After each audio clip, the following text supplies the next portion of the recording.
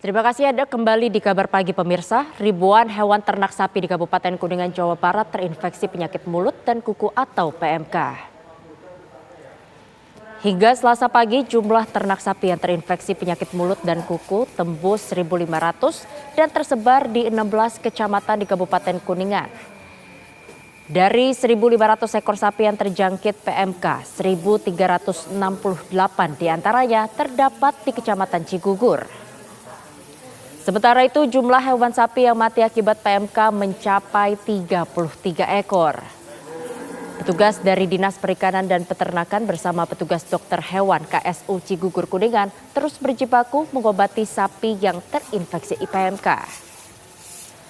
Petugas juga memberikan vitamin serta antibiotik agar daya tahan tubuh sapi meningkat. Melonjaknya wabah PMK di Kabupaten Kuningan membuat stok obat-obatan untuk pengobatan sapi habis.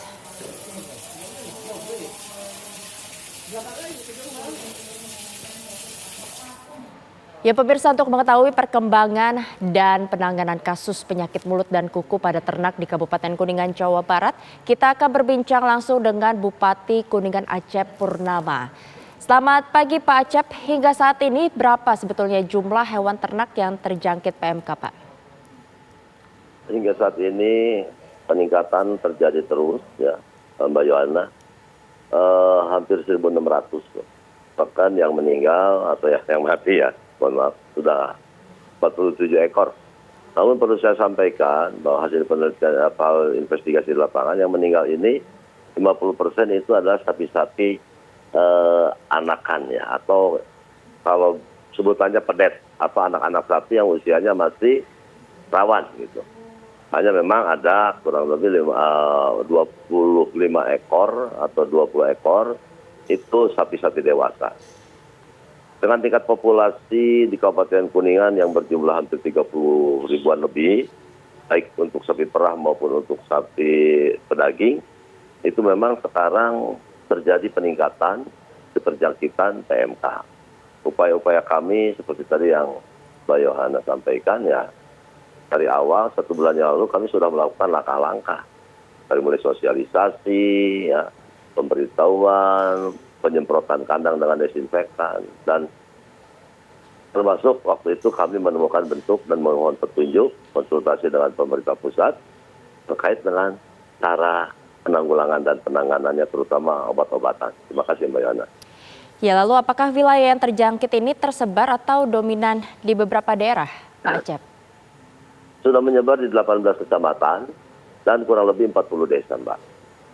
Di mana desa-desa tersebut memang banyak populasi sapi-sapi karena kegemaran masyarakat, ada yang hobi dan ada juga yang memang berusaha. Seperti halnya tadi di Cigugur itu memang di sana sentral sapi perah. Di sana populasi kurang lebih 8.500 sampai 10.000 ekor. Baik, lantas sebetulnya apa penyebab lonjakan terjadi belakangan ini Pak?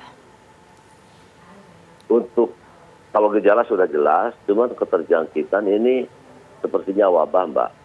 Ya, sepertinya wabah Mbak Yohana ya. Karena ya memang antar sapi satu dengan sapi yang lain itu seperti anjuran dari awal harus terpisah. Kalau dalam satu kandang satu kandang itu pasti akan menjangkitkan, menularkan pada yang lain. Bahkan satu area pun sekarang sepertinya ini sudah menjadi wabah ya, menjadi wabah. Jadi saya sendiri kurang paham, kurang tahu. Kemarin ketemu dengan salah satu pengusaha sapi, di mana satu yang terkena, besok lusa 3-4 hari kemudian yang lainnya juga terkena. Namun ya mereka sedang berusaha dengan sekuat tenaga untuk mengobati sapi-sapinya karena belum ada petunjuk yang pasti khususnya terkait dengan obat apa yang bisa diberikan. Kami dari jajaran pemerintah daerah bisa memberikan penyuluhan, kami memberikan obat-obat seperti anjuran pembersihan kandang-kandang untuk kebersihannya ditingkatkan, termasuk dengan penyemprotan desinfektan, termasuk dengan ya, upaya kami dengan pemberian obat-obat berupa vitamin maupun karena kita bekerja sama juga ada petunjuk dari dokter hewan kami, Dr. Rofik, itu dengan pemberian analgesik atau jalan obat-obat yang bisa menurunkan panas. Namun sampai sekarang obat-obatan tersebut memang sudah menjadi berkurang karena populasi yang selalu meningkat, persebaran yang selalu meningkat, sehingga kami pun perlu untuk meminta bantuan dari pemerintah pusat, dan menggembirakan pemerintah pusat sekarang sudah akan menyebarkan vaksin-vaksin dalam rangka mengantisipasi sebaran PMK ini. Apakah ini artinya sudah dilakukan vaksin untuk sapi-sapi dan hewan ternak di sana, Pak? Belum, Mbak. Kami hanya memberikan obat-obat standar untuk menurunkan panas tubuh sapi-sapi tersebut dengan jenis analgesik ya. Jenis analgesik di samping vitamin-vitamin yang lain.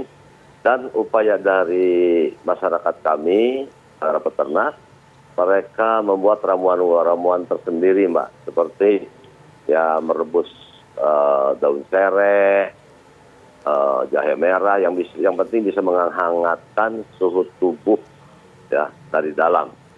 Karena ada juga yang berpendapat bahwa PMK ini adalah awalnya dari kembung atau panas dalam dari sapi-sapi itu. Baik, terima kasih Pak. Nanti kita akan kembali. Sementara itu kita akan mendengarkan terlebih dahulu pernyataan dari Kementerian Pertanian mengenai stok hewan kurban pada nanti Idul Adha.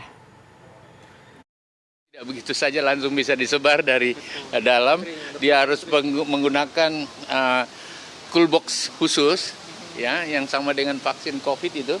Nah, itu juga harus menjadi prioritas sehingga distribusinya juga harus menggunakan mobil cool box dengan derajat tertentu sehingga dia sampai di tempat efektivitas vaksin juga masih bisa dilakukan. Populasi kita 16 juta, katakanlah sapi yang terkena kurang lebih 180 kabupaten, 18 provinsi, tetapi tidak dalam keseluruhan.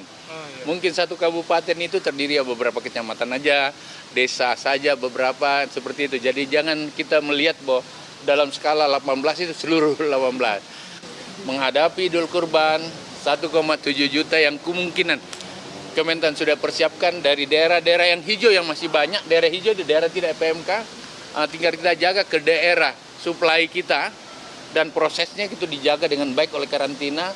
Sebelum dia berangkat diperiksa, dia datang di satu tempat harus diperiksa. Ya, Pak Acep, tadi barusan saja pernyataan dari Kementan menyatakan bahwa stok hewan kurban ini masih aman. Lalu bagaimana dengan stok hewan kurban di Kuningan, Jawa Barat hingga saat ini khususnya untuk menyambut perayaan Hari Raya Idul Adha nanti, Pak? Ya, insya Allah Mbak, dalam rangka menyambut Idul Kurban atau Idul Adha, keberadaan atau stok hewan-hewan untuk bisa menjadi hewan kurban itu cukup aman, Mbak. Yang tadi saya sampaikan dari awal, populasi hewan di Kabupaten Kuningan sapi kurang lebih 35.000 ekor. Sehingga saya rasa mencukupi lah. Karena untuk biasanya untuk Idul Adha itu kurang lebih 3.000 sampai 3.500 ekor jumlah hewan kurban yang di Kabupaten Kuningan. Sehingga hanya 10% dari stok yang ada, insya Allah cukup aman, Mbak. Ya, meski 10, dan seperti saya sampaikan, itu sapinya masih dalam kondisi sehat, sehingga kami pun betul-betul menjaga dan merawatnya agar tidak terjangkit PMK. Baik, terima kasih Pak Acep atas informasi Anda. Ya, Selamat Mbak, bertugas terima kasih. kembali. Selamat pagi. Pagi.